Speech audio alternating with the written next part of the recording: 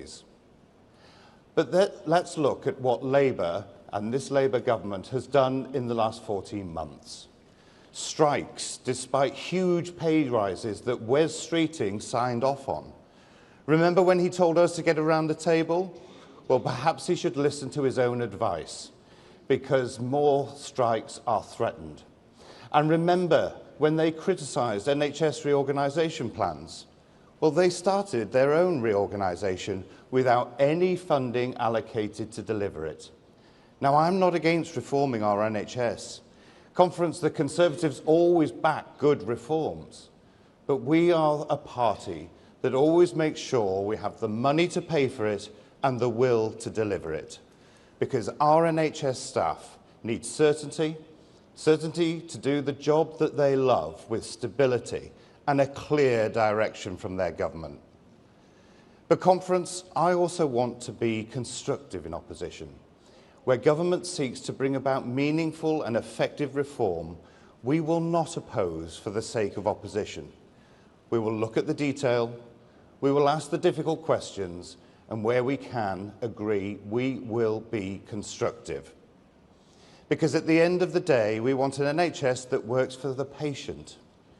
It was in that spirit that in my first week in this job, I attended the cross-party talks on the future of social care. For too long, governments of both colours have failed to address the increasing demands on social care, which is putting strain on NHS budgets, local government budgets and the personal budgets of families across the country. We will engage in these talks in the spirit of seeking a genuine long-term solution. It's not going to be easy, but I believe it's the right thing to do, to sit down and talk and find areas where we can agree. My vision is simple: a health and care system where patients are in control, staff are valued, and innovation is harnessed to save lives and improve well-being. This isn't about ideology, it's about outcomes. Whether you are a patient waiting for surgery, a carer looking after a loved one, or a nurse working a night shift, what matters is not the politics, it's whether the system delivers. And I am ably assisted in this task with a fantastic shadow health and social care team who have real experience in these sectors. So thank you to Dr. Caroline Johnson, Dr. Luke Evans, Lord Kamal, Dr. Neil Shastri-Hurst and Greg Stafford. Thank you.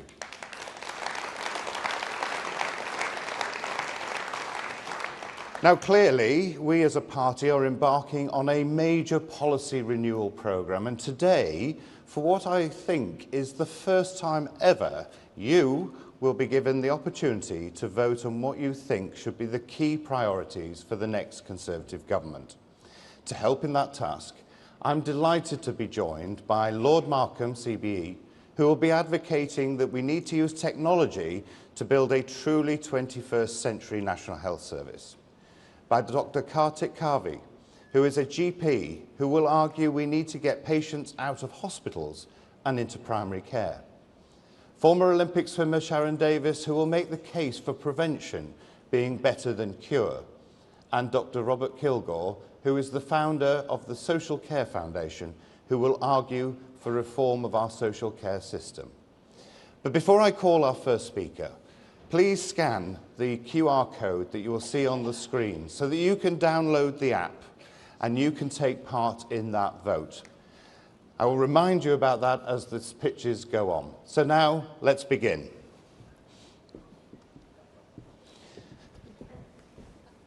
Thank you. So I believe I only have 2 minutes for my X Factor audition. So here goes. Please vote for me. Now, I truly believe that tech has the potential to really transform health in the same way that we've seen it happen in banking, retail, communications, and social media. And the good news is actually we're already doing a lot of this already. My proudest achievement as a health minister was to start us on this journey. 33 million people now have the NHS app.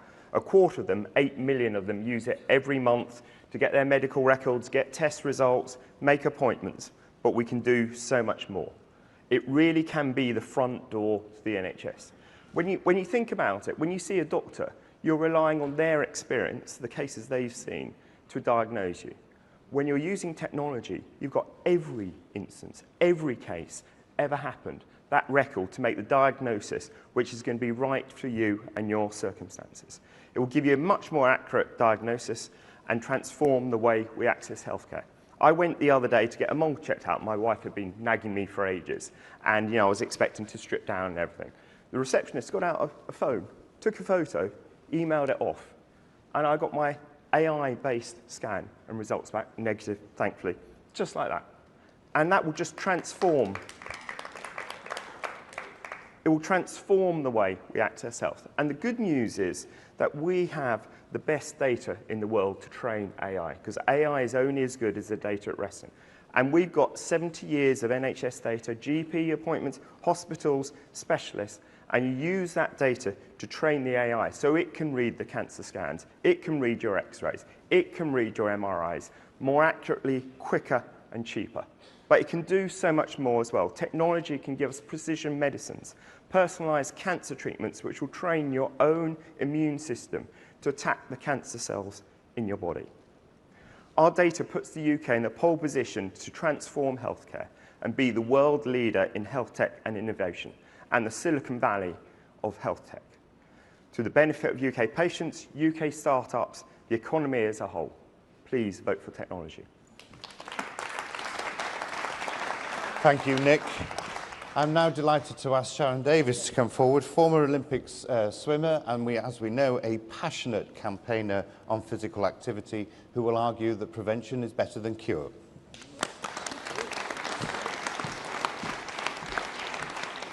Thank you. Good morning, ladies and gentlemen. It's always really nice to stand next to one of those. I grew up standing next to one of those, so that's pretty good. Excuse the fact that I'm going to read off a script, because when they said 2 minutes, I thought I'll never be able to do 2 minutes if I waffle on without a script. So here we go. In 2022, over 1 billion people were living with obesity versus 390 million who were underweight. And this year, obesity now exceeds those underweight in all regions of the world. In the UK, 28.7% by our WHO figures are obese, and the most recent data telling us 64.5% of our population are now overweight. Without meaningful action, obesity rates and the associated economic costs are expected to continue to rise over the next decade. Nesta reported this year that £226 billion are lost per year to obesity, which is reducing the quality of our lives. £12.6 billion directly by the NHS, with a huge increase in type 2 diabetes, heart disease, and cancer. And here's a fascinating little fact, because I love them. The average Japanese citizen consumes 200 calories per day less than the average American citizen. And the truth is, we're going in the direction of America, not Japan. So what are those contributing factors? Well, of course, the change in food habits, food processing, and easy access to food has influenced unhealthy weight gain. Policies related to agriculture, urban planning, education, and marketing also play a significant role. The affordability and accessibility of healthy foods and opportunities for healthy exercise are often varied by income and region. Our jobs are more static, our phones are rarely off, and our exercise habits have changed, but not for the better. Now, it won't surprise any of you that I'm a huge advocate for prevention rather than cure. It, of course, saves us money, but being physically active also boosts our energy levels, increases our feelings of confidence, and gives us pride in our commitment. The saying goes, a healthy mind is a healthy body, and that's proved without doubt the link between physical and mental well-being, and both are a huge challenge to society today. I know personally how much happier I feel when I haven't missed my regular training session, as I'm sure looking at all of you, you feel exactly the same. Local authorities are currently required to provide essential services, and proponents argue that sports and recreation should be included as a legal requirement rather than an optional service. You won't be surprised to know that I actually agree with that as well. Investing in leisure facilities is investing in our local community. Since COVID, we've lost over 400 swimming pools, a sport that I'm obviously passionate about because it can be done from cradle to grave and save lives. Though on the national curriculum, it's not Ofsted checked, and in areas of deprivation in particular, nearly half of all our children are now leaving school not being able to swim 25 metres. We need to support more, not-for-profit organisations in sport, connect to clubs and encourage more school sport, creating lifelong fitness habits. It's the biggest reason I still do exercise today. It's a good habit, I'm addicted to it, and I'm addicted to those endorphins which make me feel happier. We need to build non-traditional ways, cheaper and more eco-friendly sports facilities, make planning permission easier and offer free sessions for children, the elderly, those unemployed and the disabled. Investing in physical fitness and programs will improve mental and physical well-being, and it will save the National Health Service money. It will also create a happier and a healthier country, which is what we need.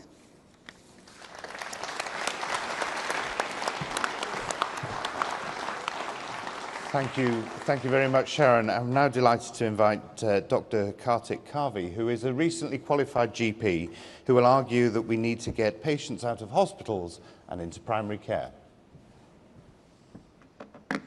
So some of you may wonder, when it's 8 a.m. and you're struggling to get a GP appointment, what's so good about primary care? The answer is efficiency. GPs deliver 90% of NHS patient contacts on 10% of the NHS's budget. GPs also deliver care in the community, where patients live and work, and this leads to continuity, which we know improves outcomes. So why should we, as Conservatives, care about this? Well, GP practices work in ways that other parts of the NHS struggle to do so. GP practices are private businesses. They need to make a profit and remain attractive so patients don't choose other services. Productivity is incentivized. Success is rewarded. And unlike large NHS trusts, with their rigid bureaucracies, GP practices are decentralized, which means they can innovate and adapt to meet patients' demands. So how can we help GP practices? Well, the Labour way would be more regulation and more mandates. The Conservative way must be more empowerment and freedom. Let's let GPs compete with hospitals to provide services. We already do this with things like joint injections, but let's extend it to things like cauterization, endoscopies, and routine interventions. GPs will be able to provide this locally, faster, and at a cheaper rate for the taxpayer. The NHS is free at the point of use, but it is not free at the point of misuse. Let's let GPs, within reason, set reasonable consequences for repeat, inappropriate, missed appointments. And lastly, using financial incentives and training, let's increase the role of GPs with special interests. This will help bring down hospital waiting times.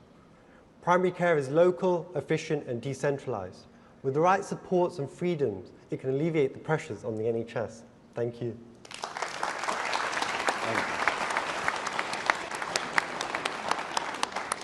Just a reminder, we will be asking you to vote shortly, so if we can get the QR code up again, please do make sure that you scan on that, download that app, and we'll be ready for voting. Now, our last but not least is Dr. Robert Kilgore, who is the founder of the Social Care Foundation, who will be advocating for reforming social care. Thank you, Stuart. Good morning. I'm very pleased to anchor this illustrious quartet. I hope you're all having a good conference. Now, I've been working in social care since I opened my first care home in Scotland in 1989. And yes, I did have a full head of hair at that time, and this is the kind of thing that happens if you are involved in social care. But social care is a real people business, and I've always enjoyed working in both this challenging but also rewarding sector. And during the COVID pandemic, I was so proud of all our frontline social care heroes, ordinary people doing truly extraordinary things every day. The vulnerable in our society and the amazing staff that care for them desperately need us to step up and help deliver meaningful social care reform, ideally cross-party. Millions of families are desperately trying to do their very best for their loved ones, and they urgently need our help and our support, including our ideas about how to make things better. The past is the past. We must learn from it, yes, but we must be brave and bold and move forward in a positive and constructive manner. It is a fact that you simply cannot fix the NHS without first fixing social care. They are two sides of the same coin. It's not rocket science, it's basic common sense. If social care collapses, what will happen to our NHS? We'll have more bed blocking, more cancelled operations, and longer NHS waiting lists. More conservative policy research is needed urgently in this area. We really must get on the front foot on social care reform. Together, let's make social care better. Thank you, and enjoy the rest of the conference.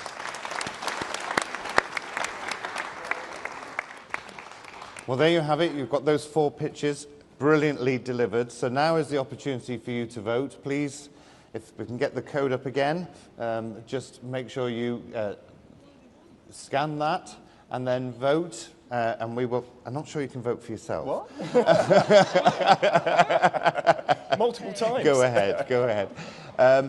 Look, whilst people are voting, I just wanted to... Oh, it's turning into chaos now. Multiple votes. Can't get the relay members, can you, these let's days? take a seat. I just thought, whilst people are voting, we've got a minute or two to vote. All of your pictures were really, really important. And I think the reality, whilst this is a bit of, this is good to do to see where people think, it's a combination of all of these things and much more, isn't it, that needs to be done. I mean, actually, technology, I think, is brilliant for prevention. Again, having your own personalised, likelihood of having cancers, heart disease, and the advice on the sorts of things you should do around your diet that you were saying, so you can prevent that risk of heart disease. They absolutely go hand in hand. Yeah, and in terms of, sorting out social care will also be a big... Yeah, I mean, all of this needs to just be integrated with the GPs at the centre of it. We need to use technology. We need to prevent people from coming to see us. And when they do see us, we need appropriate social care. So I think it is all integrated, definitely. And when people no longer have a clinical need to be in hospital, they must be out in the community, either at home with a home care package or in a care home. But if they stay in hospital, it's not only bad for them and their families, it's also hugely more expensive for the taxpayer than being, so it's a win-win, and it's something that we should definitely do. Cool. Yeah. Well, from my perspective, it's both, isn't it? It's about improving the quality of everybody's lives, and it's about spending money so we have money available for all the other things that we need. And prevention is the way to do that. We have a happier, healthier public, who have a better quality of life, and it's cheaper for all of us. Brilliant. Well, I feel like I'm sort of Simon Cowell now to say the results are in, and we're going to announce them. There we go. So prevention is better than cure has got 38%. Bringing the NHS into the 21st century is 29%. Future social care 18%, and primary care 15%. Really interesting snapshot, but as we said, look, all of this and much more has to work in tandem.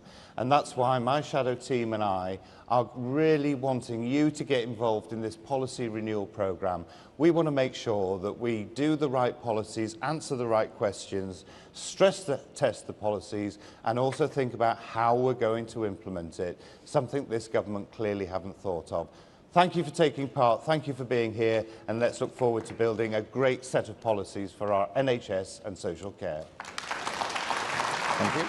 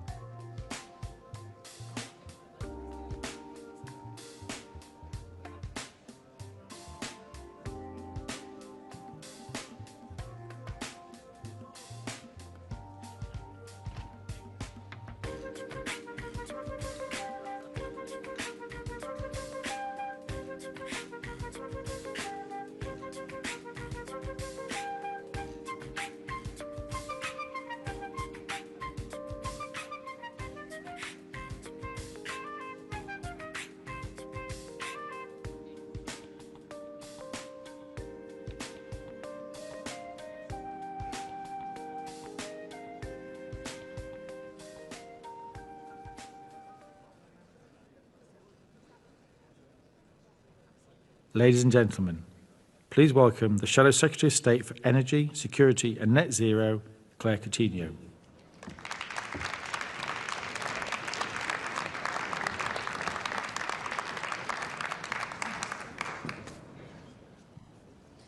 Fantastic. Thank you so much, everybody, for joining us. It is very exciting that I think it's the first time at Conservative Party conference that we have a gender critical panel.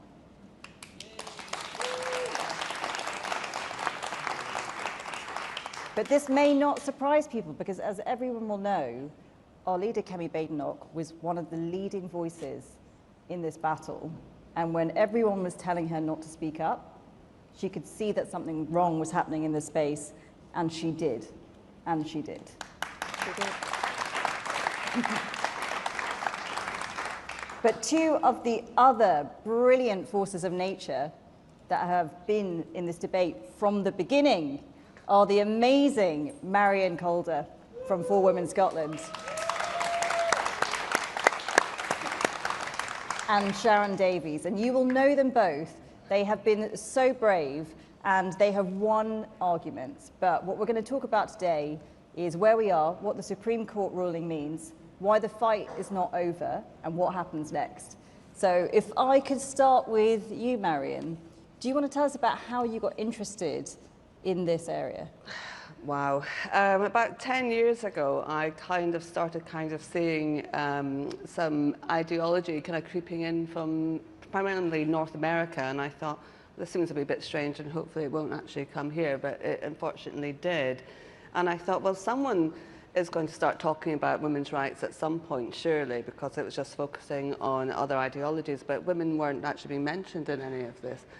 And so I was waiting for the adults to come into the room, and it appeared that myself and many other women, some of which are in this room, were the adults that they had to come and step forward to actually start challenging and bringing women's rights forward, and also lesbian and gay and bisexual rights.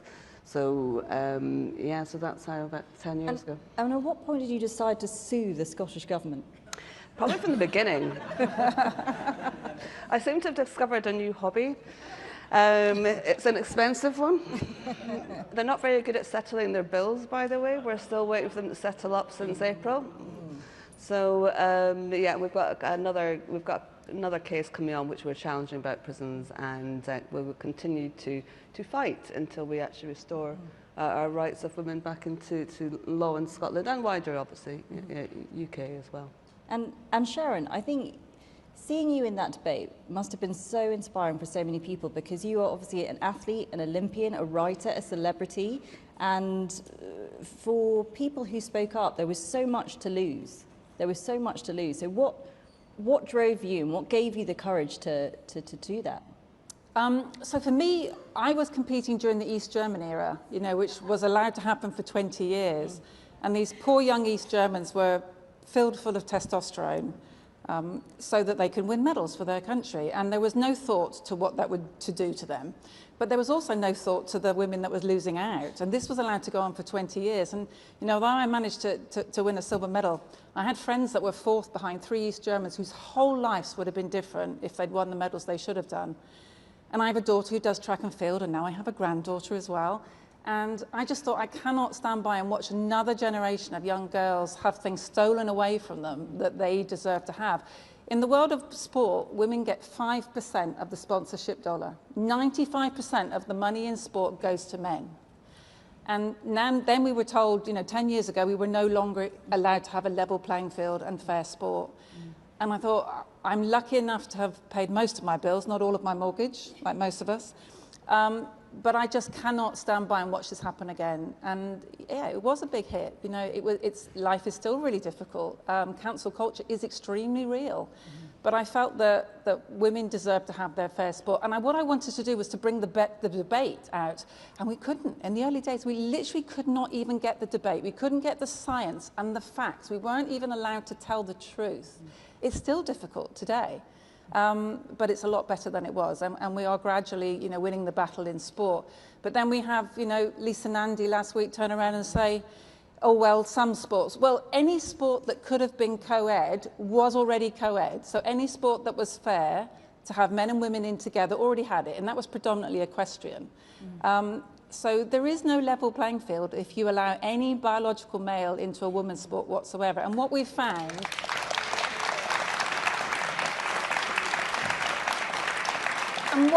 very dishearteningly as well, you know, it's been allowed to happen for a long time, but in sports like cycling and darts, billiard, pool, where there's money to be had, that's where we've seen the most. So those women, a tiny percentage of the money that's involved in those sports weren't even allowed to have that.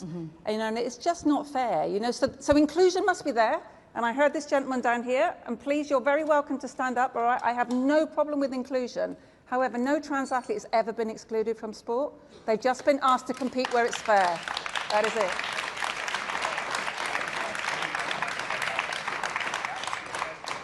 But we cannot remove the biological advantage. There's not a single piece of peer-reviewed science in the world that says that we can remove the biological advantage. So why do you think women aren't entitled to fair sport?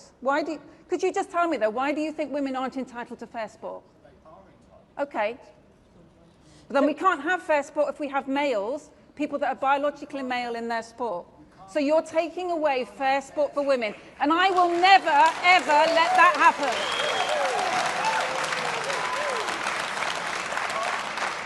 So can I ask, because one of the things that I think has been so dispiriting about this debate is that when women tried to gather, when women tried to talk, there was obviously a group of people who decided that should not be allowed and that should be disrupted. And one of the key reasons why I'm a conservative is because we believe in free speech. So we can disagree, but we also make space for people who want to share opinions.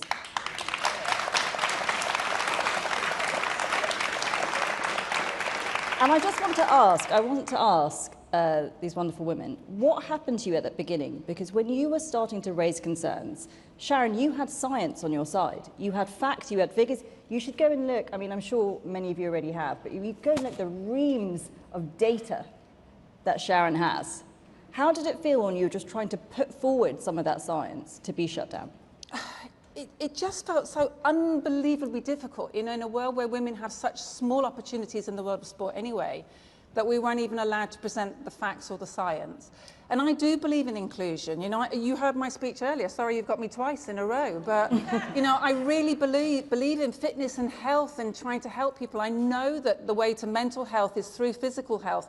And I will fight for anyone's opportunity to be involved in sport and physical activity and competition if that's what they want. But I just believe that women's rights are worth fighting for. I remember my mum, you know, telling me that her first mortgage, she wasn't allowed to be on the mortgage application, right? And how hard her generation and the previous generation worked to get those rights. And we're just throwing them away at the moment without there being any real basis for it. Mm-hmm. And Marion, because one of the things that we saw is when the Supreme Court made its ruling at the beginning of the year, there was huge celebrations. There were huge celebrations. People felt like the battle had been won. They were very clear that Sex and the Equality Act meant biological sex, and that was welcomed by people. But I think one of the things that we've seen since then is our institutions have obviously had a bit of a different reaction. So can you tell me a bit about what you've seen? Well, in short, it seems we have a problem with our institutions, especially our unions, that are refusing to move. They're waiting for clarity. We had clarity. We had it in April. The law is on our side, but for some unknown reason, they just want to kind of circumvent the law. This is also known as breaking the law.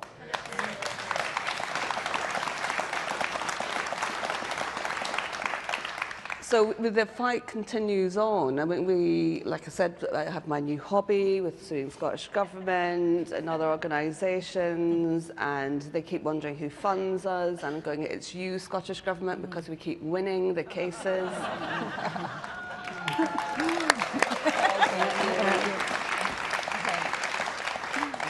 So, yes, we do have a problem with the institutions, the unions.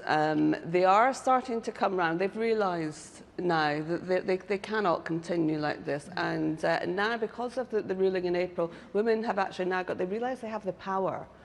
And they know that they can come to organisations like ourselves who can help them with getting in contact with lawyers, how to actually handle conversations with the unions. So it will happen, it's just not happening fast enough. And I guess a question for you, because what I've seen in my job in the equality space and the women that I met with is, you take the case of Jennifer Melly. She was a nurse, she had a patient who was a convicted paedophile, that she had a medical conversation with a doctor, and she said he in that conversation because she was talking about medical needs. Now the patient got very upset and had a racist tirade at her. She was a black Christian woman, had a racist tirade at her. And then she was suspended from her job. She's still not been allowed to return to that job. 18 months later, she's been penalised. This question of the racist abuse that she faced has not been addressed. So my worry with the Equality Act generally is it's created this hierarchy of diversity, and the needs of that transgender patient was decided to be much more important than her needs, and she was cast aside, and it was the unions. It was the unions who refused to stand up for her. So this is clearly a problem that we've got, in that people have decided that one side of the equality debate is on the right side of the angels and the other side doesn't matter. So how do we take on that activism, and how do we get more fairness back into our institutions? Spot on, Claire. I think we have to understand that women have been beaten over the head with the Be Kind banner way too long. You know, no one is being kind to women. We're just supposed to sacrifice the things that matter to us, and that's not fair. And the other thing is we need people with a backbone to stand up. You know, I can speak from sport, obviously, with great knowledge. We had a lot of DEI officers that sat on boards in sport, and everyone sat there frightened to challenge them. Yeah. And they knew that what they were doing was wrong. They knew it was unfair, and I would have people come up to me every single day in the sporting world and tell me that they were on my side and it was right, but could I get them to speak out? And so we've got to grow a backbone in those boardrooms where people stand up for women's rights, women's equality, and women's opportunities.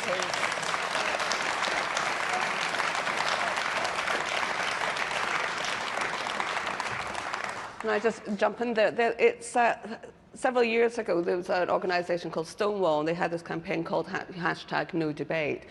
That is over now. We are actually, we're having a conversation with you, sir, in the front row. But however, do you mean, no, there's not one-sided debate. Women are actually talking now, and we're not going to be put up by one person, one man, actually interrupting. This happened at Scottish Government, outside Parliament. Just 2 weeks ago, we had a meeting outside Parliament with women and men that were speaking. One man with a megaphone and a sound system drowned out hundreds of individuals. I will not allow one man to drown out women that are on this panel now.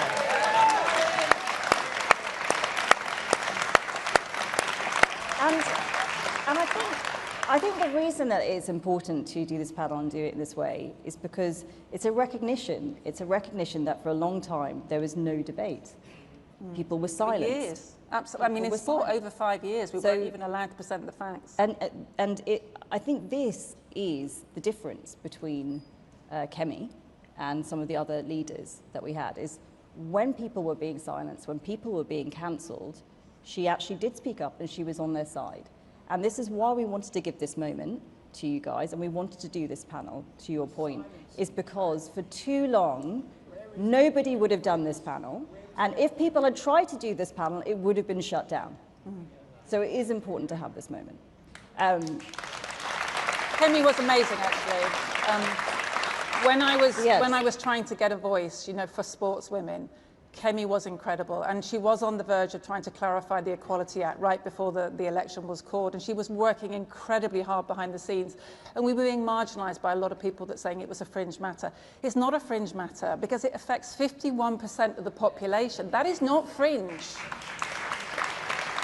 And who did you go and try and speak to? What was it like trying to knock on those doors and not get any sort of public support? It was just really difficult. I mean, you know, one of the most difficult people to deal with is the IOC. You know, the IOC weren't prepared to support, you know, women when the East German era was going on. That was allowed to go on for 20 years. And it didn't matter to them that women were getting injured and women were getting, you know, were being full of these drugs. I mean, many of those East German girls have lost their lives. Yeah. That's way worse than losing a medal, and they did nothing to protect them. So I had absolutely no faith in the IOC, unfortunately, but I think things are beginning to change now. You know, we must find space for everybody. We absolutely must find space for everybody, but it must not be at the detriment of women's opportunities. And if you just take a step back, so I talked about earlier this hierarchy of diversity where people have decided in the Equality Act that it only protects some people or only protects people in certain ways. The thing that the Equality Act is meant to do is give everyone an equal footing. And obviously the position that we're in now, you can see whether it's this issue, you can see it on race, you can see it in various areas. Lots of people have interpreted it to mean it protects some people, not everybody. So now we've got the ruling in place and we can see that institutions are ignoring it. Do you think we need wider reform of the Act? How do you think we get back to that sense where we are all judged on our character, not on our characteristics? Gosh, that's a big question, isn't it? I thought it was going to be an easy one. You're absolutely correct in how organisations, large organisations, NHS, or unions, everyone have interpreted this, and women were completely shut out. And the Equality Act was to cover every single person. I mean, that's why we have sex. We all have one, so that everyone is actually covered in it. But I think to go back to it's like kind of the EDI, DEI organisations that we've now got in every single institution or work, and these teams are growing, and they seem to be so narrowly focused on a few of the protected characteristics. One of which barely you never hear about is disability. You know, so, but they'll only talk about very narrow focus. And so something has to be done about these teams. I mean, they're actually very destructive to the organisations. They're not helpful. They actually bring in conflict into the workplace rather than actually reducing the workplace. So these needs, it's going to take time to weed this out of all of our orgs, but it has to happen. Absolutely. I think I'm going to be a little bit more general and say that over the last 10, 15, 20 years, we've lost truth, you know, in so many spaces, and I would just love to see truth and facts and science come back. We cannot base policy on feelings. We have to base policy on statistics and facts that work for the majority of people, and we're not doing that at the moment. And so I think when I first came across this area, I was taken through the Free Speech Act, which is protecting free speech in our universities at the moment. And my worry is that the younger generation are being taught not how to think, but what to think. So how do you tackle that in schools? And how do you get back to that sense of what we want to give to you is critical thinking, not what to think? Gosh, critical thinking is a tough one, isn't it? Because that's what you seem to have knocked out of our young people. You know, that ability to question and debate. And I think that closing down of debate was a huge problem with that. You know, I mean, we've only got to look at what's been going on recently at the Oxford Debate Society and things. You know, these people should be able to debate. If they've got a strong argument, debate respectfully and use facts to back it up rather than closing the argument down. And as you mentioned earlier, you know, Stonewall were in particular misrepresenting the Equality Act to most sporting organisations. And they didn't even have, there was no comeback. So there was no sense of responsibility for the people that are misrepresenting the laws. And that is something that also has to happen. Responsibility, that's gone out the window. And I wanted to also ask you guys, so we've obviously got an enthusiastic and engaged audience, which is wonderful to see.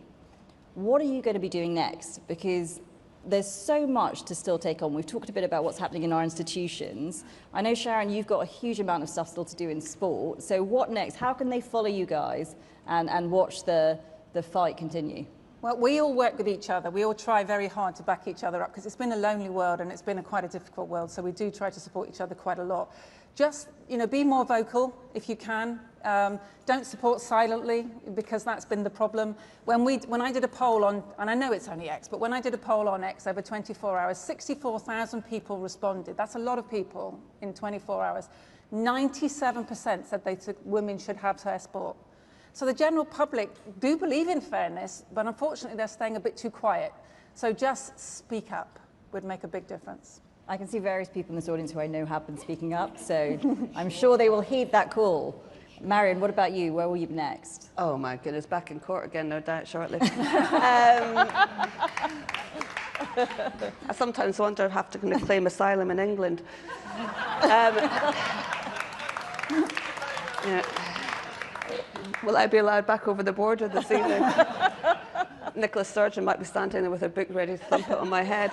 Well, we'd love to keep you if you want. No, we will just keep campaigning it in Scotland, but with our wider UK colleagues across the whole of the UK. Mrs. Sharon stated there are lots of different groups that are setting up now and have been over the past few years, so we do engage. But again, just what you're saying, it is the public that need to actually start engaging. Just have a conversation with one person every day, whether it's a colleague, a neighbour, a family, taxi driver. There is not a single taxi driver in Edinburgh that's not had their ear nipped by me. You know, and just actually say, did you see this in the news today? Do you mean, what do you think of this? And taxi drivers see it all. So yeah, just have that one conversation. Just be a wee bit braver. Yeah, and maybe try not to teach our young girls that they're second class, because I think so many of them are being taught that they're supposed to be passive and everything they do is supposed to come behind somebody else. You know, our girls are just as entitled to opportunities and success as our young men are. And I think that was I think one of the most damaging things in terms of the debate, when you had women who were raising concerns, whether it was in rape centres, whether it was in prisons, whether it was in changing rooms. So often they were told they were the problem. Yeah. And actually their worries were not as important as the worries of someone else. What happens and that is reinforces women something which is in self-exclude. society. Yeah. You know, so rather than cause a fuss, they stop going. They stop going to their swim classes or their yoga classes or their private sessions, whatever it is. They stop going into the change rooms or wherever it is. I mean, I had two lovely older ladies that for years have been going to a women's-only swimming class, and one lady caught a bus every morning, and then after she met her friend, did her class, then went for a coffee, put the worlds to right, went home again. And it was a big thing every single week, and it was the only thing she really did. And they had this gentleman that was decided that he was going to change in the changing room, and they tried to change under their towels. They got so uncomfortable, and they just stopped eventually because nobody would support them. And it just little stories like that. Another story was an 11-year-old girl came home from school, said to her mum, today, because there was one young boy that was identifying as a girl, the headmaster decided to run mixed races all day, and not one single little girl had won a race on sports day. And so what message are we giving our little girls? We're telling them they're not worthy, and that's wrong. It's just so wrong. Yeah. And I think, that's the thing we saw again. People were labelled, they were cancelled, they were smeared, they were hounded out of jobs. And that's why I know this party will always stand against it. Because you might have a different opinion, great. But what we will never do is shut down people's opinions.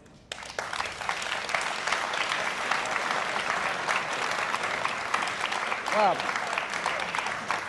the last question that I want, the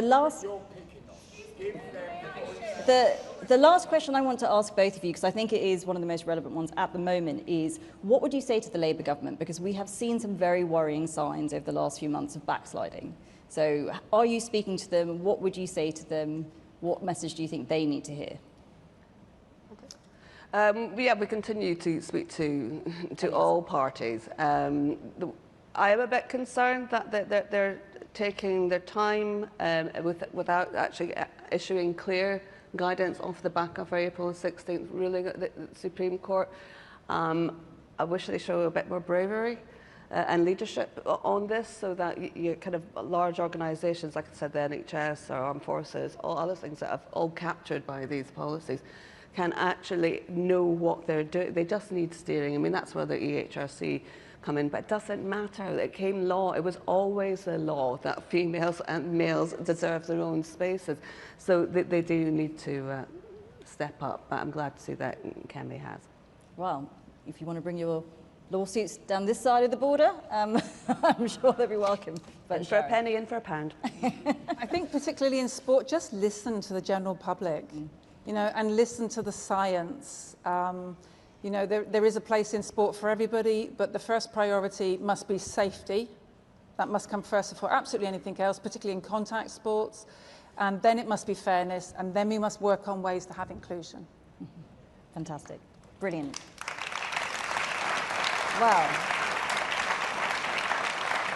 thank you all so much for coming. It is wonderful to see so many of you here. It is wonderful to have both of you on stage. Legends, champions, heroes, thank you so much, everybody. Thank you.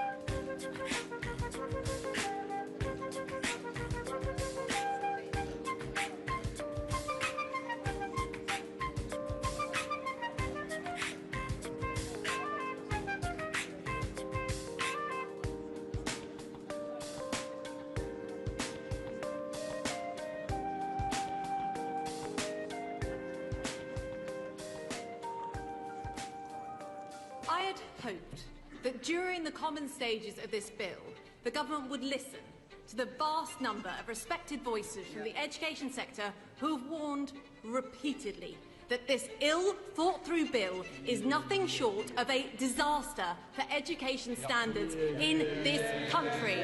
We're fighting for Conservative values, fighting for education standards, and fighting against education vandalism by Bridget Phillipson, who puts the interests of unions above the interests of children. The accumulation of changes through the bill and elsewhere do seem to add up, firstly, to a significant shift towards policy to please unions. The Secretary of State failed to listen to the Children's Commissioner, who warned that children will spend longer in failing schools because of this bill. It really saddens me to make this contribution. There are three main aspects of the bill that are of particular concern to me. The proposal to make it compulsory for academies to teach the national curriculum, the harmonisation of teachers' pay across academies and maintained schools, and the pathway for future failing schools. Or Catherine Burble-Singh, who argued that if passed... Madam Deputy Speaker, this is how they treat one of the best head teachers in this country. There is no evidence whatsoever that their proposals will improve a single school. In fact, the evidence is clear that they will make things worse.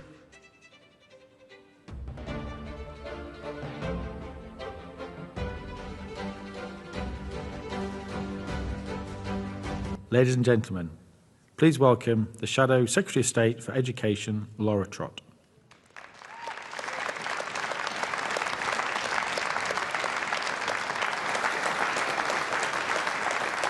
Conference, hello.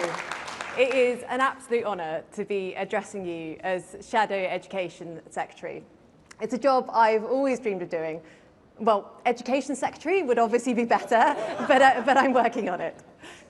There are three people on my mind as I speak to you today. Three people who have shaped my thinking, whose stories I want to replicate up and down the country. The first is a girl called Celine, who I heard about from her head teacher. She lived in a dangerous council estate in Sheffield. The closest school to her home just wasn't delivering for children. It was unsafe, with dismal results and terrible behaviour, and it had been that way for years, as was the case with all the schools in the area. That is, until the arrival of the Free Schools programme, a Conservative policy pioneered by the formidable force of Michael Gove and Nick Gibb. Thanks to them,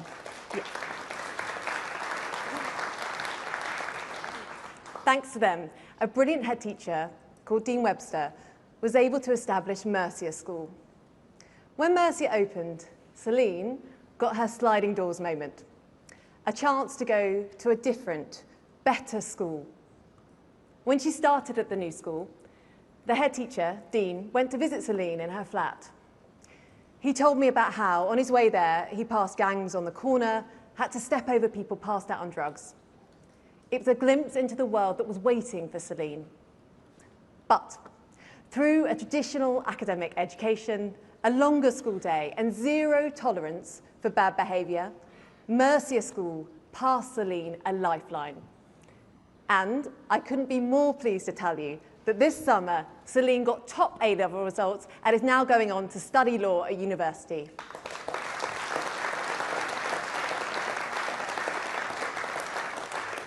A brilliant school set her on a very different path. A school which didn't exist 15 years ago and never would have existed without the Conservatives in government. That is the difference that we can make.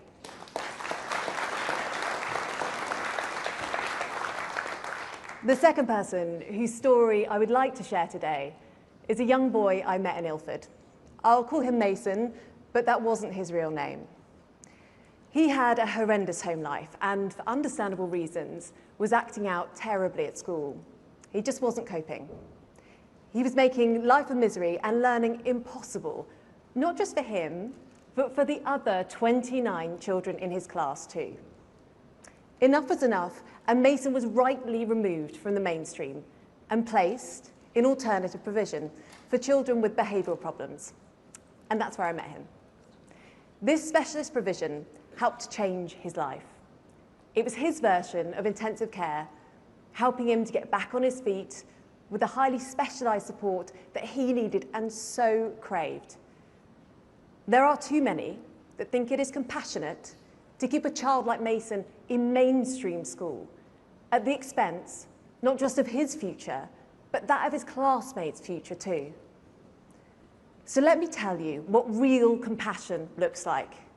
It's taking Mason out of a setting that was failing him, letting him get the extra support he clearly needed. That is what we need to fight for children like Mason. And the third person whose story I'd like to share is a teacher called Kat. I met Kat at a recent visit to her school in Trinity, a free school in a deprived area in Leeds where she is the principal.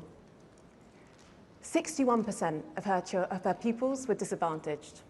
Over 70% don't have English as their first language. But Kat radiates passion about her school, her teachers and her students, and her energy is infectious. She was rightly so proud of the curriculum they have developed, the high standards of behaviour that they expect from every student, the results that they are seeing every day, which far outstrip anything previously achieved in the local area. Results, I might add, that they can only achieve because of the freedoms that come with being an academy. Freedoms that I refuse to let the Labour government just take away casually without any thought for the consequences. Celine, Mason and Kat. I'm in their service and the thousands like them. They are why I do this job. Unlike Bridget Phillipson, I will never come to work only thinking about the unions.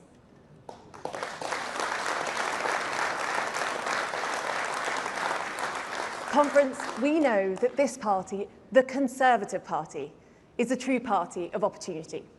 We know it's not about where you come from, but where you're going. You shouldn't be defined by who your parents are or where you were born, but by your ideas and what you have to contribute.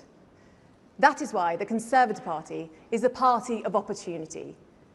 We, the Conservatives, never succumb to the soft bigotry of low expectations because we believe that every child should have a chance in life. And reforming schools unleashes opportunity, plain and simple. But it's not enough just to believe in public service reform. The inconvenient reality, and other parties might want to take note, is that you actually have to have a plan to deliver it to. And that is exactly what the Conservatives in government did. An Academies Act passed in 77 days. Hundreds of new free schools, thousands of new academies, a rigorous curriculum, high-quality technical education, tougher exams, better teaching standards, phonics, a stop to grade inflation, calculators and exams thrown out, millions more children in good and outstanding schools. That is what the Conservatives did in government.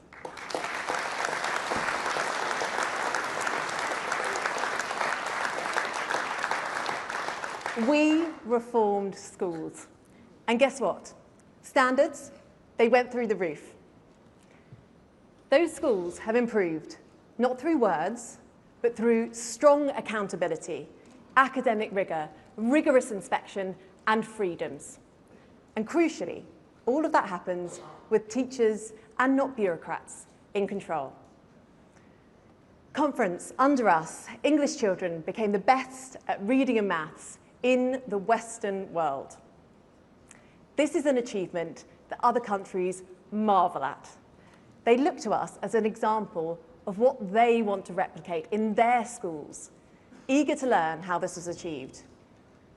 But, unbelievably, all of these reforms are under threat. Under threat from a Labour Party who believe in backing unions over backing children. A Labour Party that even booed one of Britain's best head teachers in the House of Commons simply because she runs a school which was opened by a Conservative government. The only consistent strand of this Labour government is that union demands come ahead of the interests of children of this country. It should be of no surprise to anyone that Bridget Phillipson is running for Deputy Leader of the Labour Party. As Education Secretary, she spent more time appeasing unions than standing up for children. From the outset, her loyalties were very clear. In the first few months, she held dozens of meetings with union leaders, allowing them to write her policies. And what was the result? A schools bill that nobody voted for, botched Ofsted reforms, a dumbing down of standards, and a misguided curriculum review. Every single time the Education Secretary has been confronted with a tough decision, she's capitulated to the left. This might help her with the deputy leadership election, but it doesn't help children at school. In all the chaos that is going on in the world, we have to just stop and realise the extent of damage that Labour are doing to school children. And that starts with unpicking our school reforms. There is no evidence that Labour's so-called reforms will improve a single school, not any. The sad fact is, we already have a live case study of why Labour's changes won't work. And it's a little over 40 miles away from this hall. Over the border, children in Labour-run Wales are being let down. They're untouched by the education revolution seen here in England. Unfortunately, Wales have seen plummeting standards and poorer outcomes. Just look at this graph. Instead of learning what not to do from Wales, the Education Secretary is inexplicably repeating the very same policies, the very same mistakes. And why? Because union bosses want her to. Trading policy for votes, and all to the detriment of children's education. Shame on the Labour Party. Shame on them for letting that waste of potential happen here.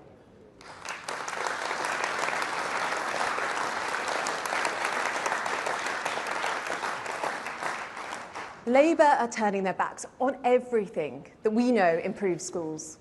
Everything that people in this hall have worked so hard for.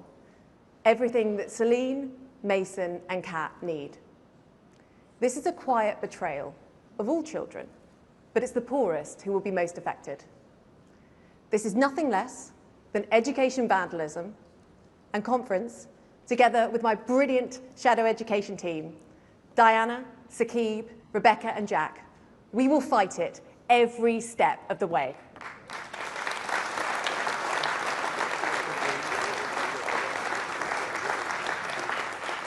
Let me turn now to one of the key problems facing schools, behaviour. We must make sure that every child who goes to school is given the chance to learn from excellent head teachers and without fear for their safety. I went to a good comprehensive with some brilliant teachers to whom I'm extremely grateful. but I also saw the consequences of bad behaviour. I can tell you, being at a school where teachers are sometimes locked in cupboards, things are thrown in the classroom, and fights break out in the hallway does not make it easy to learn, or for teachers to teach.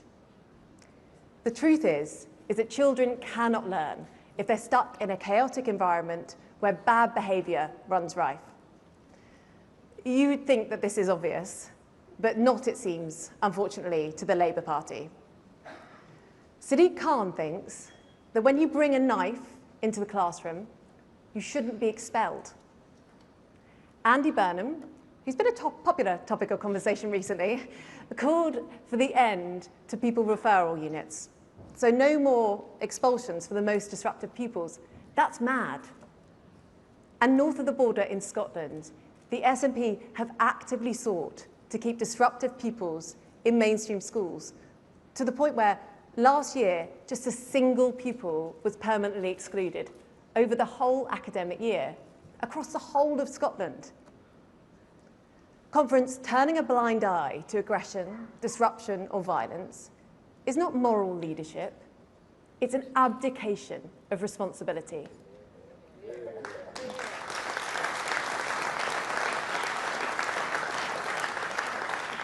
Pursuing inclusion at the expense of order is the opposite of compassion. It abandons that child who needs real specialist help, who's crying out for support. So, instead of this left-wing nonsense, we have a blueprint to improve discipline, building on the work of the last Conservative government. It starts with being honest about the need for permanent exclusions. We can't shy away from setting clear boundaries for excluding pupils when they've been extremely violent or are carrying a knife. This is not about giving up on those children. It's actually the opposite. Children must learn that actions have consequences. That's just how the world works. So, under the Conservatives, our policy is simple. One knife, and you are out. If you assault a teacher, then you are out. If you sexually assault someone, then you are out. If you've been expelled from not just one, but 2 mainstream schools, then it's clear that mainstream classrooms just aren't for you. If children bring knives into the classroom, they shouldn't be there. If they are violent, then they shouldn't be there. And under the Conservatives, they won't be there.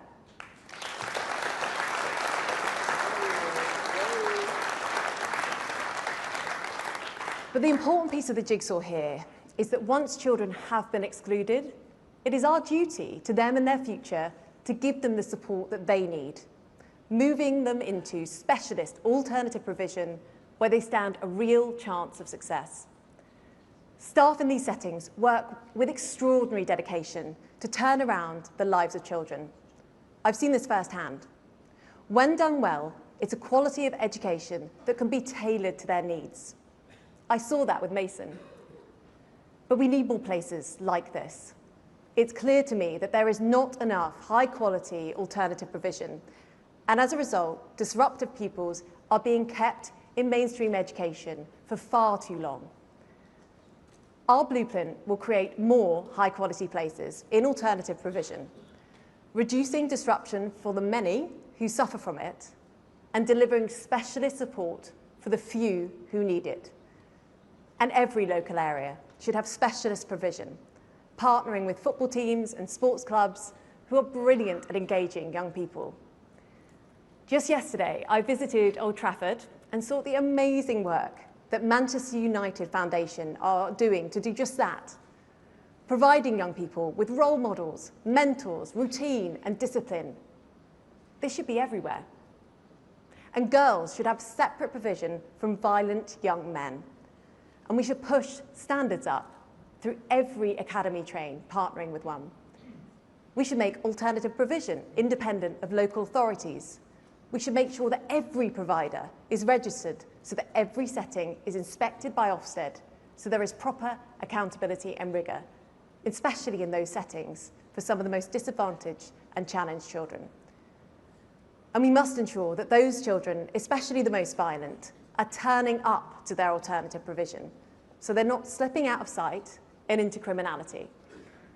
Because we believe that children should be in the classroom, not on the street. Fines should be issued automatically when they are not there, because these children need help, and we need to ensure that they get it, and they only get it if they turn up.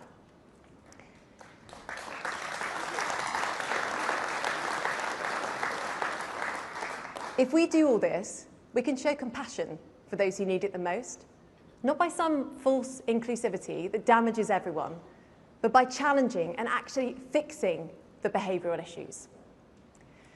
Now let me come on to another problem that is causing behavioural issues: smartphones.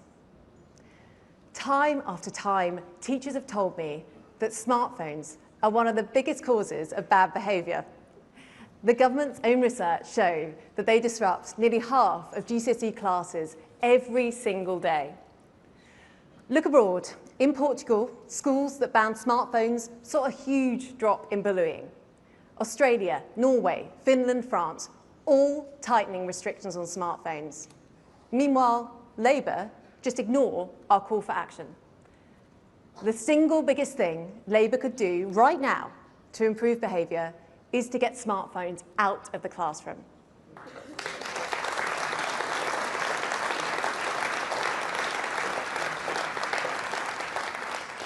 And yet the Prime Minister says a ban is unnecessary.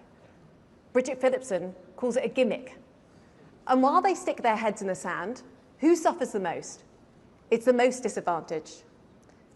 When I first started going into schools to talk to students about this, I didn't necessarily expect to be the most popular person. Taking away smartphones from teenagers is not something that you think would go down particularly well.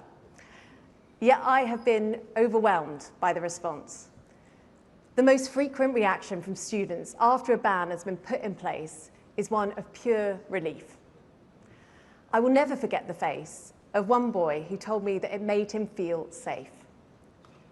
Young people don't want this to be an issue that they are having to deal with. They want the adults to sort it out. So I'm speaking directly to Bridget Phillipson now. For goodness sake, just get on and do it.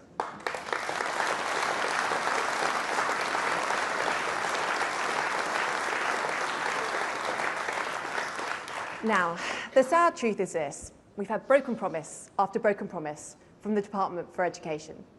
You simply cannot trust Bridget Phillipson when she says that she's going to improve our schools. Conference, you all know about Labour's plans to become the only country in Europe to tax education. It was one of their core manifesto pledges and one of their most vindictive. Because the result of the attack on the independent sector is not more teachers in state schools, but fewer. 400 fewer, to be precise. And we haven't got a better state school system from Labour's education tax. We've just got one with more crowding in the classrooms. Because independent schools are closing at a record rate.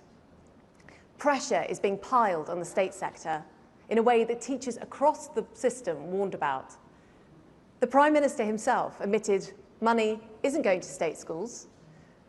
Conference, and I promise you I'm not making this up, instead of using money to hire more teachers, as the manifesto said, the Prime Minister is using the money to house illegal migrants. Under the Conservatives, we will never tax education to make our state schools worse off.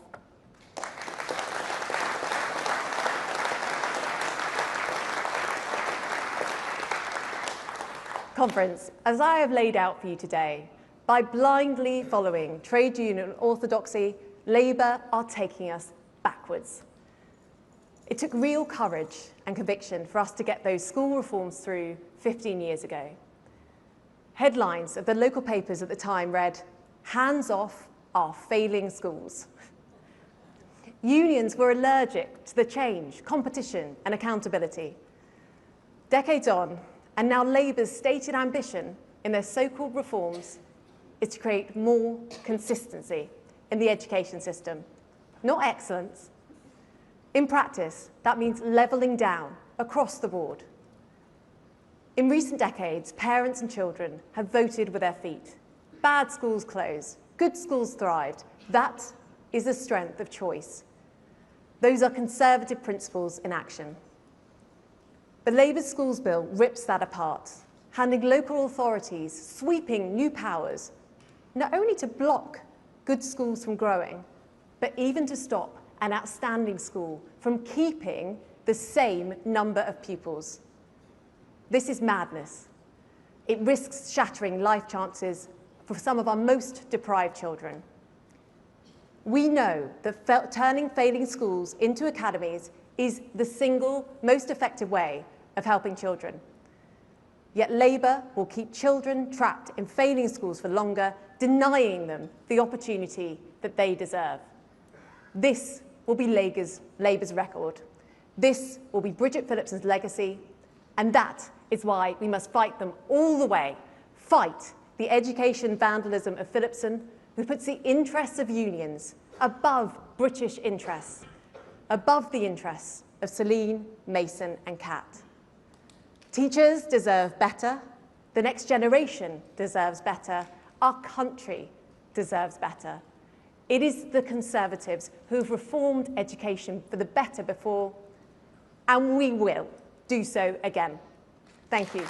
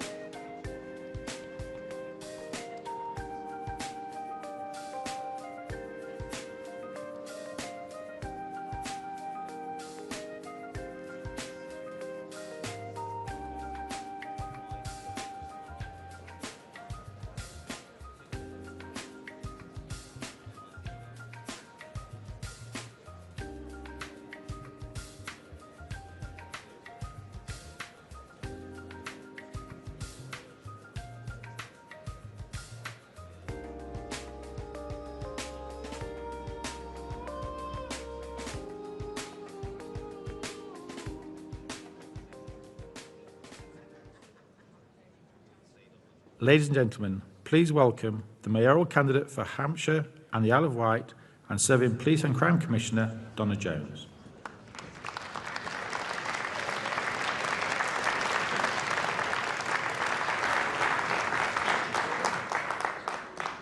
Good morning, conference.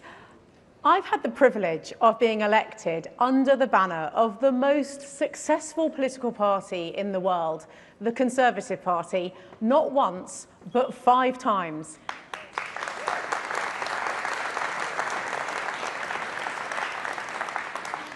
In 2008, I was elected to Portsmouth City Council following a successful career in banking. And just 6 years later, in my mid-30s, I was the first woman to become the leader of the City Council. But more importantly, I was the first Conservative leader for 25 years.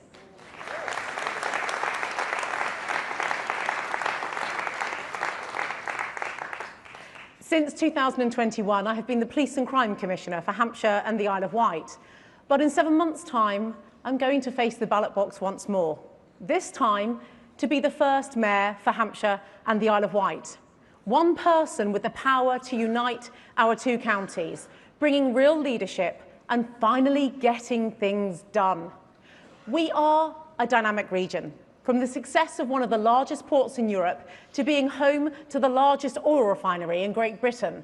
Forget the northern powerhouse, We're going to be the Southern powerhouse.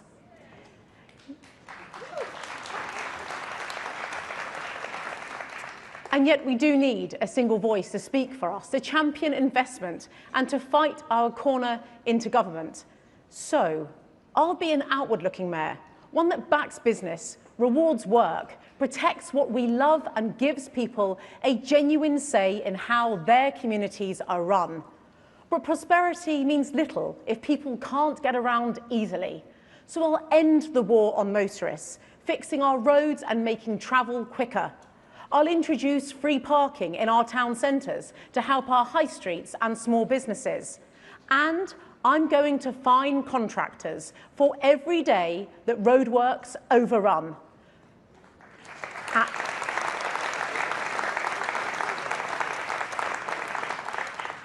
And when it comes to the ferries for the Isle of Wight, I'll demand the government hands over the regulatory powers to ensure accountability over prices and performance. Conference, my message to the electorate next year is simple. Put your faith in leadership that you can trust. As Police and Crime Commissioner, I've listened and I've acted to what people have told me they wanted. In 2024, I brought back local bobbies, a named police officer for every community. A policy that was so successful, a year later, the Labour government copied it. Over the last 2 years, I have delivered on another promise to open new police stations. Not 1, but 8 in total, and I've outlined plans to open another 2 next year. I've opened up front counters to give the public access to their police force again. But most importantly, my current role has meant I've worked closely alongside our Shadow Lord Chancellor. And that brings me to the person that I have the honour of introducing today, our Shadow Justice Secretary. He is a man who is not afraid to speak truth to power, someone who has exposed Labour's reckless plans for 2-tier justice, a system that would have meant the same crime could be punished differently depending on your background. That is wrong. And it is the Conservative, the true party of fairness and equality, who are standing up against it. Our Shadow Justice Secretary has shown leadership and principle, calling out Labour's soft approach on crime.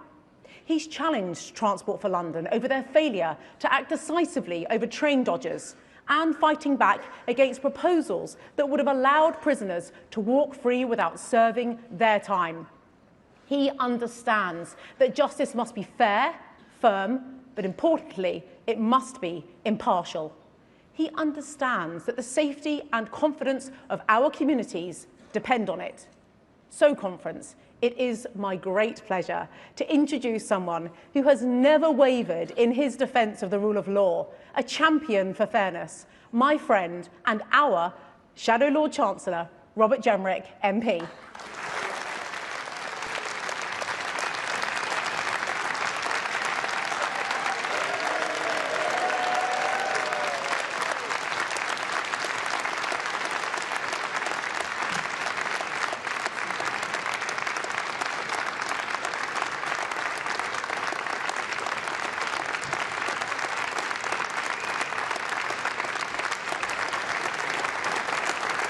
Thank you. Well, hello, Conference. And it is great to see you all today. Isn't Donna brilliant? Look, Conference, we are going to get Donna elected as the first mayor of Hampshire and the Isle of Wight. Forget the King of the North. We're going to have a Queen of the South. And it's going to be Donna Jones. Now, I want to talk to you today about 4 famous blondes. 4 famous blondes who tell the story of the predicament that our party is in today and how we're going to get out of it. Because right now, it's true. It's tough being a Tory. 6 months ago, the Tory legend, Sir Michael Fabricant, went on the Big Brother house.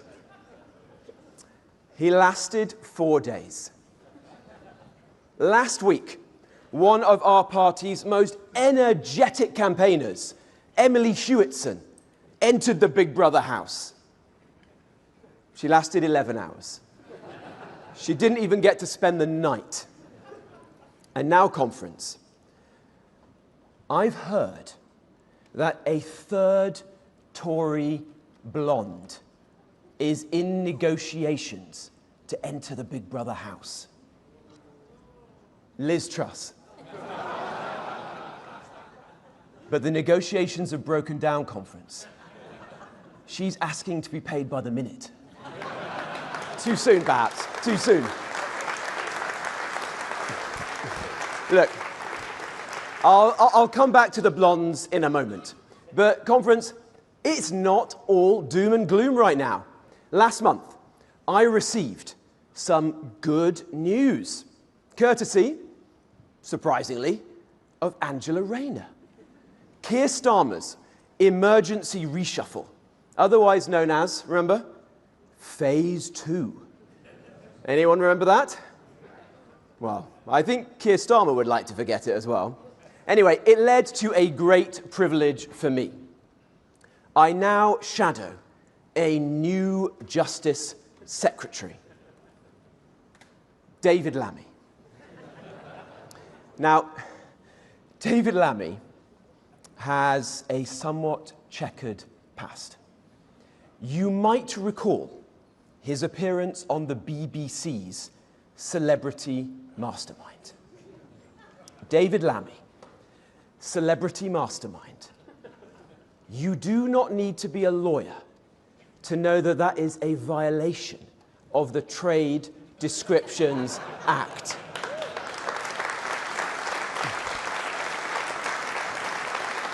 He was asked,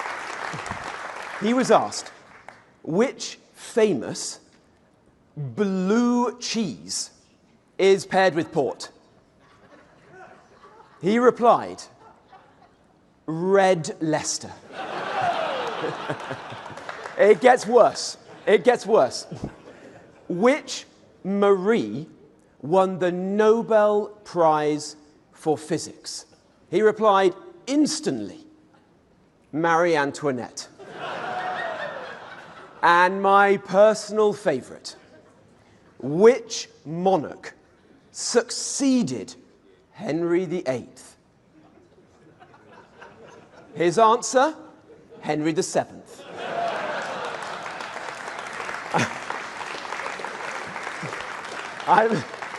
I'm not sure Mastermind was the show for David. Perhaps he could try Pointless. He would work as both a contestant and an answer. But look, in all seriousness, it is great to be here in Manchester, in the proud, historic city of Manchester. A city that has given our country so much, but which has also suffered great tragedy. Most recently last week, when Heaton Park Synagogue was attacked. It was an attack on all of us. Thoughts and prayers, yes, absolutely. But I don't know about you, but I'm fed up with platitudes. We've had enough of those, haven't we? I believe in justice and action.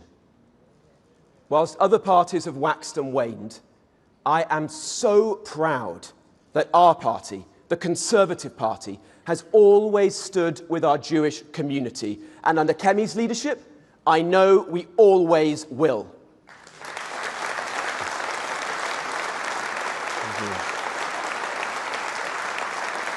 Because conference, a Britain where our British Jewish friends are afraid is not Britain. And we will never stand for it.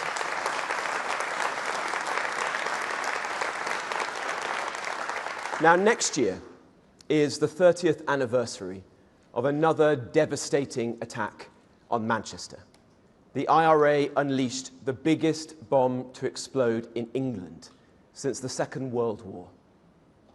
In more recent times, long after the Troubles ended, IRA members used so-called human rights laws to sue the British government for compensation, while dragging our soldiers through the courts. To stop this injustice, the last Conservative government passed the Legacy Act. We took the side of our brave servicemen, the side of the victims, and above all, the side of the decent people of Britain. We refused to give in. That is something everyone in this room should be truly proud of.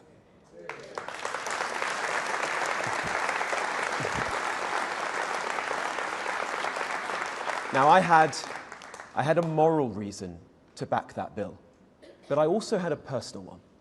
Like most Saturdays, my nan and granddad, Ivy and Sid, were here. They're in Manchester city centre when the bomb went off.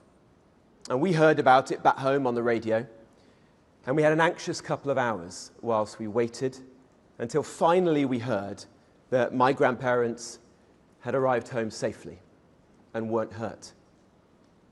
Fast forward to today, and elderly veterans who risked their lives to protect us from terrorists like those who bombed this city face spending their dying days being dragged through the courts. Why? Because Labour wants to repeal our Legacy Act. It is shameful. Let that sink in. The last generation's heroes betrayed by this generation's sellouts. It's not right. It's not justice. And conference, never on our watch.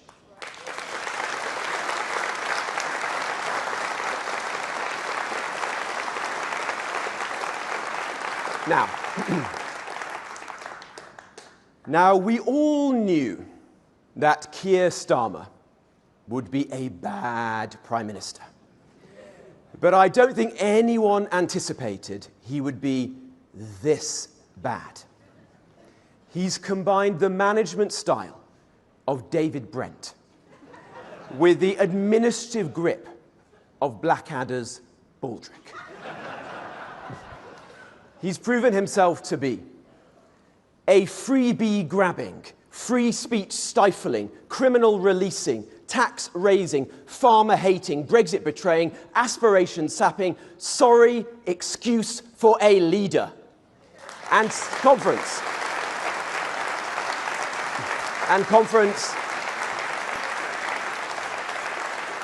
this is someone who makes a hole in the air look substantial. Peter Mandelson appeared trustworthy, and Mr. Bean looked like a model of competence and grip. But despite all this, and this might surprise you, I think we've got reason to be optimistic. And that's because, in ways that matter most profoundly, the fantasists, masquerading as experts, are seeing their myths busted. The people got it right, while they got it wrong. Wrong on mass migration, wrong on free speech, wrong on net zero, wrong on two-tier justice. Make no mistake, the old order, it's collapsing. For too long, the chattering classes drowned out the voice of the people. Our job, conference, is to make sure that the people's will prevails. But it won't be easy. It won't be easy. Because right now, the gap between the government and the governed is wider than ever before. Ladies and gentlemen, let me give you one example of that great gulf. I present to you the Attorney General, Richard Hermer. Like one of those infamous mafia lawyers of yesteryear, Hermer always chose a particular type of client. Shamima Begum, Osama bin Laden's right-hand man, terrorists involved in 7/7. Since taking office, the advice we're told Lord Hermer has given to Starmer and his cronies, like to give away the Chagos Islands to an ally of China and to pay billions of pounds for the privilege. In each and every one of these incidents, he's wasted no time establishing himself as a useful idiot for our enemies. His rise symbolizes the central truth of Keir Starmer's government. Labour is just not on Britain's side. Why on earth? Why on earth? Thank you. Why on earth would Britain's Attorney General change the law to enable our country's enemies to sue the very government that he represents? Well, it makes more sense when you realise that another of Lord Hermer's old clients was, you guessed it, Gerry Adams. Gerry Adams. Not long ago, a man with his past would have had no place in mainstream politics. Now he sits around the cabinet table and he influences the biggest decisions about our country. The same cabinet table that the IRA tried to blow up in 1991.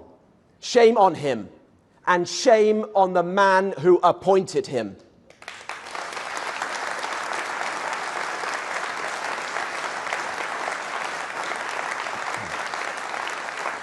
Now, last week at Labour conference, Labour lined up to attack me for scrutinising judges, for mind-bogglingly absurd judgments, like the Albanian criminal who avoided deportation because his son didn't like the taste of chicken nuggets in Albania. Labour just don't get it. They don't get it. They really don't. Now, you might be wondering, what have I got in this box?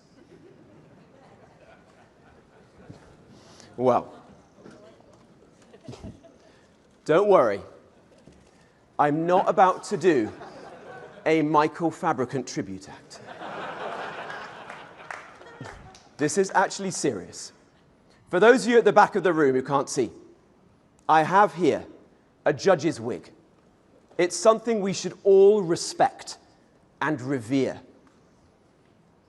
When a judge dons a wig, it signifies the transition from their everyday personality, their identity, to that of a legal arbiter.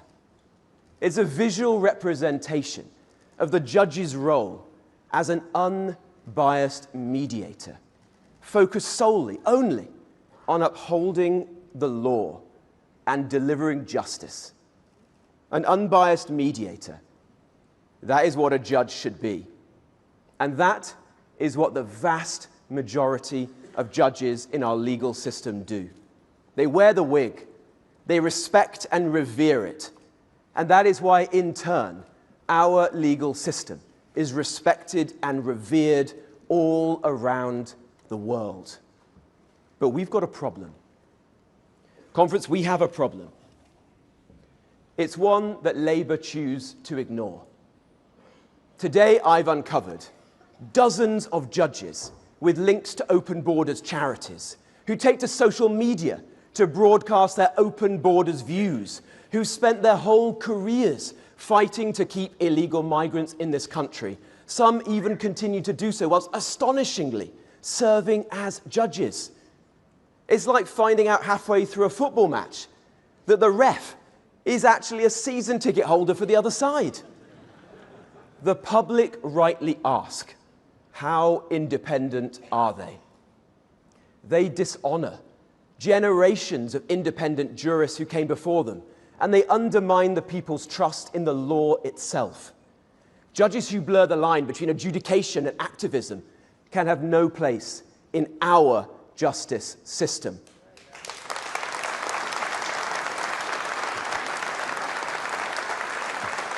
Which is why we won't just tinker with a broken system and reform immigration tribunals. We will abolish them once and for all.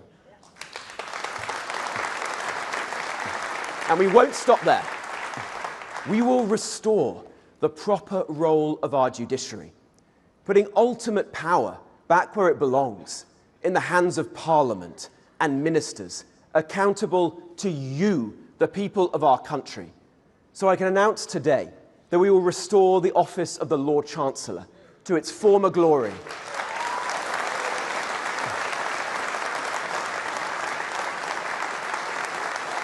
We will reverse the constitutional vandalism of Tony Blair and New Labour. The Lord Chancellor will once again appoint the judges. No more quangos.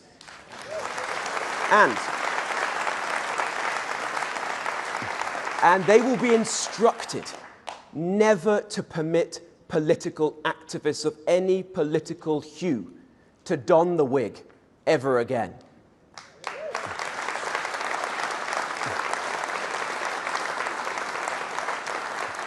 They will also be responsible for issuing new sentencing guidelines. The two-tier sentencing council is not fit for purpose, so it must be abolished altogether. Never again will this country and our people face the prospect of two-tier justice under two-tier care. Every single person,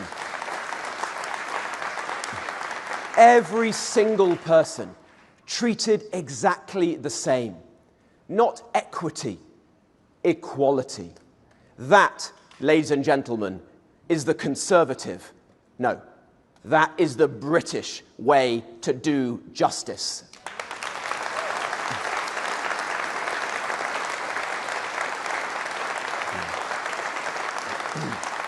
Now, I know you are all wondering, who's the fourth blonde?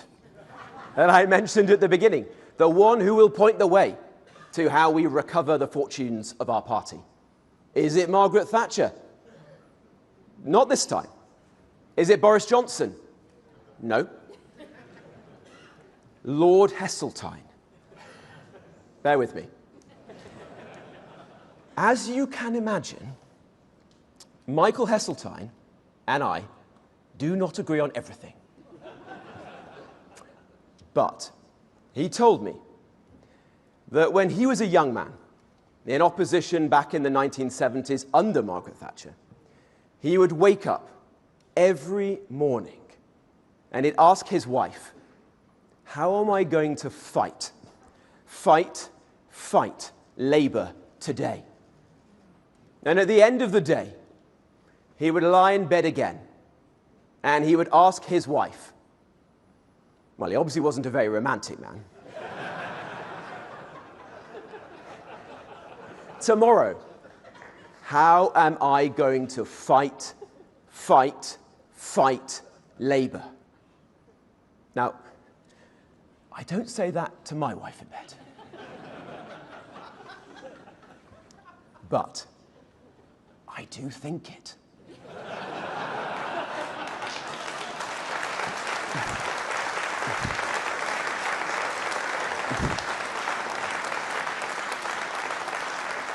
And that is what each and every one of us must do.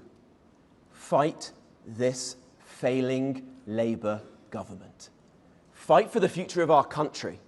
And when we fight, we win. Like forcing Sadiq Khan to go after those fare dodgers who blight the capital, stopping two-tier sentencing rules and guidelines, and ensuring there is equality before the law for everyone. And most importantly, led by Kemi, shaming the Labour government to ensure there is a full national inquiry into the rape gang scandal. Don't let anyone tell you that opposition is pointless. It matters. And right now, with this government, it matters more than ever. And conference, your support matters too. To the door knockers, the pavement pounders, the envelope stuffers, the tweeters, the TikTokers, the members, the councillors across the length and breadth of this country. Let me say to you, each day, in all kinds of ways, you are getting things done, far away from the wood-panelled corridors of Westminster. I say thank you. Thank you for everything that you are doing. You are making our country a better place. And please, though it may feel tough, don't ever forget what you are doing for all of us right now. Thank you. Now we all know that feeling when you've eaten too much and you simply think, enough. As those of you who've known me for a while will know, I used to feel that a lot more than I do today. But speaking to people out in the country, I think the British people are using that same word, enough. Enough of being overlooked. Enough of being treated like fools. They see it, don't they? When they watch freeloaders brazenly walk out of shops laden with goods they haven't paid for. They hear it when morons blast music in public places with utter disregard for others. And they feel it when they see the police ignore all these things, yet find time to knock on someone's door and scold them for a post on social media. Dismissed, derided, demeaned for so long. The British people are patient and they are tolerant, but only up to a point. They've had enough. Now, I've read countless stories about how talented young people are abandoning the UK. They're emigrating to Dubai or Singapore or Australia, and not just because of the weather. Conference, this is my message to you. We may be a little bit down, but our country is not out, because there is a better way. There is so much good in our country that's worth fighting for. We've got so much to cherish about who we are. Blue remembered hills seen from black country towns, big skies over the flat acres of Nottinghamshire, the best farmers, food and drink, beer in the world, from Aberdeen Angus steaks to Hawkstone lager, a love of pubs, our love of animals, the common law, jury trials, a royal family so admired that they make the most powerful man in the world go weak at the knees, a military that has defeated every force on the planet, the roar of the crowd at Twickenham as the Red Roses beat the Canadians, or Chris Wokes, arm in a sling, goes out to bat at the Oval, the quiet kindness of our hospice movement, the millions of volunteers whose helping hands and broad shoulders make our society strong, the spirit of builders, of makers, of doers, of givers. These are the reasons our hearts swell when we think of Britain. I see it, conference, and so do you.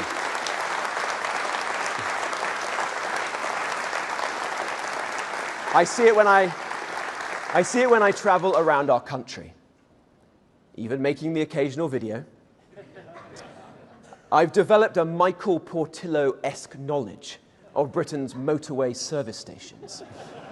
So if you're watching, hello to my friends at Greg's, at Peterborough North Services. You might see me later this week.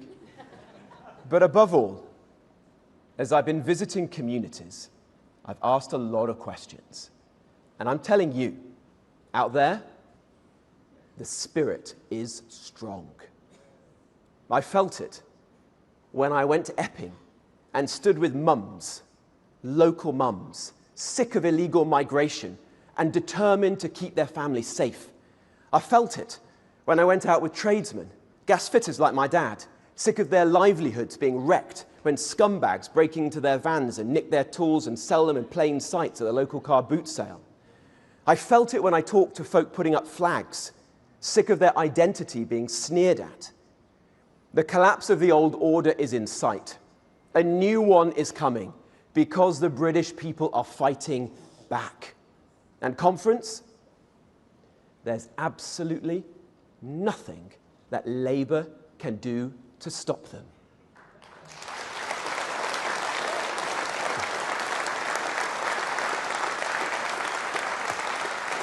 The only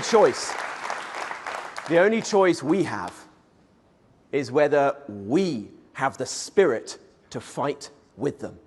Are we going to quit when the going gets tough? No. Are we going to dig deep and fight like never before?